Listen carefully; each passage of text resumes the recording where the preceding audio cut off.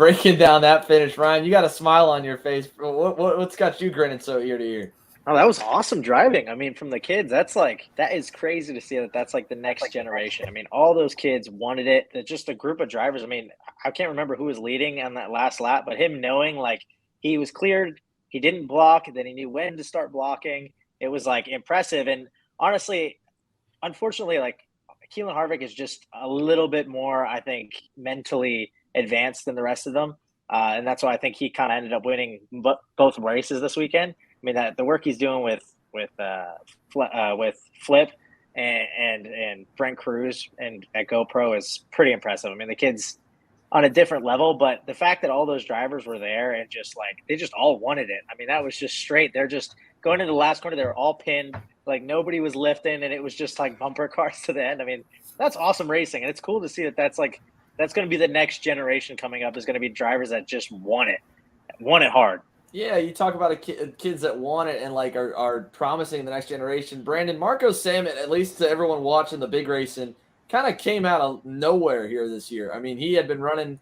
Do you know much of his background with Doty? I imagine out of the Northeast, right? But at his first national race in Orlando, he goes out and he wins in micro. And even then, this wasn't his best weekend, but he's like been on it everywhere he's gone this summer. Yeah, I mean, this is kind of his first year doing really pretty much traveling out of the Northeast. He did, I think, one race at GoPro at the end of last year, maybe the last USPKS race or the IME race. I can't remember which one.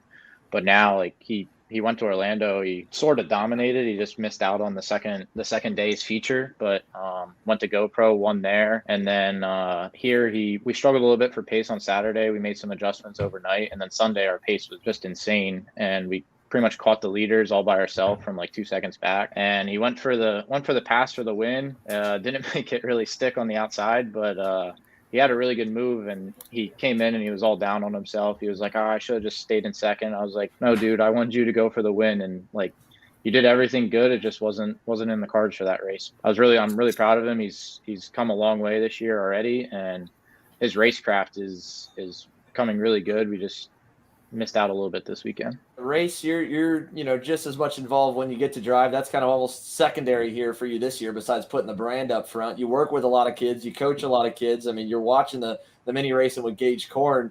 Like Ryan said, we got a lot of talent in that field. How did that look to you this week? Yeah, I think the mini and the micros did a great job racing out there. It was impressive to watch, and I'm a huge fan of a lot of those kids.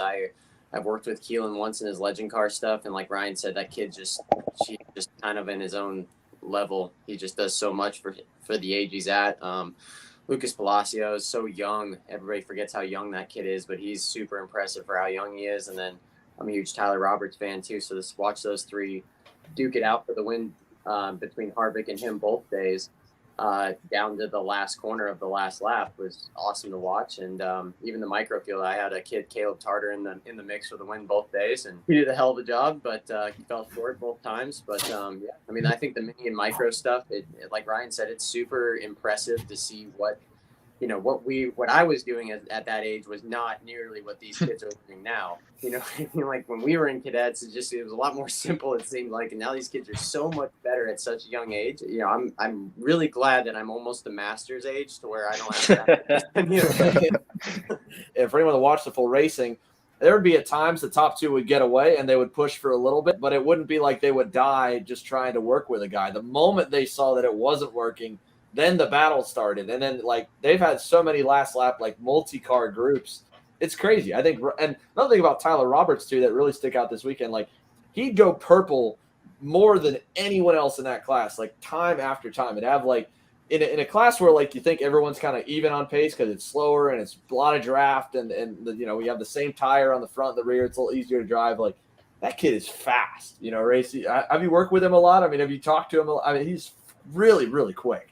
To be quite honest, I tried getting him to drive for me for a while. No, the kid's talented. I mean, he's been doing that for a year and a half or two now. I mean, every race you go to, he may not win the thing, but at some point or another throughout the weekend, the kid's going purple 2 or 3 times a race. So just a huge talent. I mean, all those kids, like I said, you can take the top 10 of them. In my opinion, there's so many good mini drivers right now. It comes down to the package just all being there.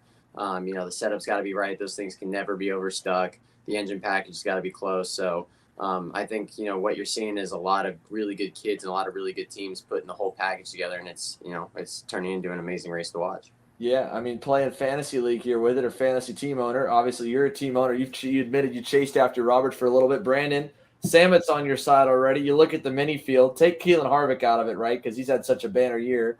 You know, we can't just go with just the winner, right? That'd be like drafting Ryan to go drive for your X30 team. But what other? If you had to pick one kid out of that group right there, you'd want to pick. Who would you want to draft? I think Palacio is really good. He's always in the battle for the win, and like I think Race said, he's really young compared to everyone in the field.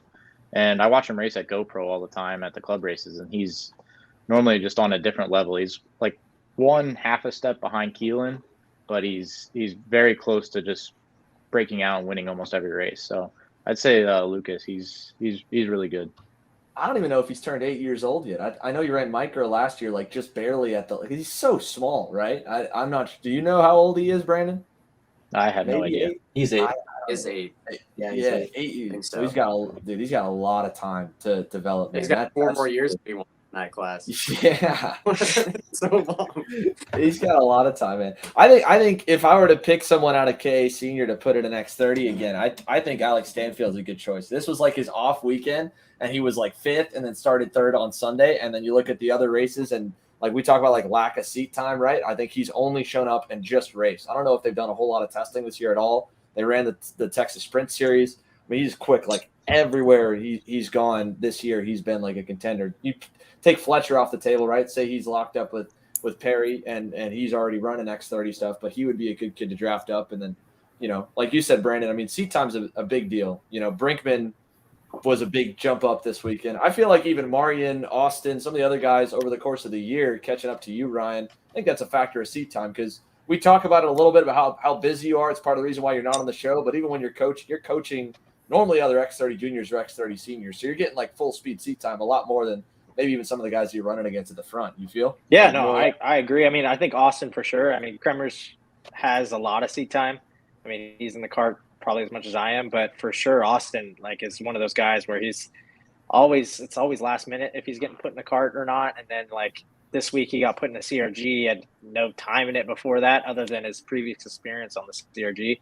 And so, yeah, I mean, he was learning everything on the fly. And yeah, I mean, I think a lot of those guys, if they had a lot of the seat time that I do and have the time with the team and prepping everything, I think a lot of the results it'd be a lot closer. I wouldn't say they'd be different, but it'd be closer.